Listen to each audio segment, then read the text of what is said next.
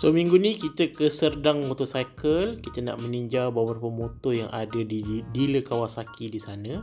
So kita disambut dengan model-model Kawasaki yang menarik lah.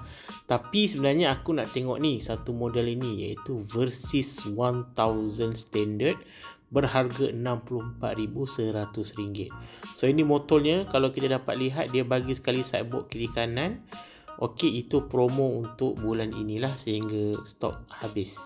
Kemudian kita tengok juga Versys 650 yang ada berharga pada RM39,000. So ini pun satu model yang menarik minat aku. Kemudian kita tengok juga ada Z900. Yang ini juga satu model yang bagi aku bagus lah, sesuai untuk town punya use. Kita pergi ke tingkat atas, ada jaket dan pelbagai jenis barangan, terutamanya ini helmet. So aku ada cuba juga helmet ni, okey, pakai, tapi yang ini aku minat. Yang ini Infinity 2 dan juga satu lagi model carbon. So yang ini memang carbon fiber ya. Dan kita turun bawah semula, kita tengok model Vulcan. So itu sahaja penghujung untuk trip minggu ini. Bye.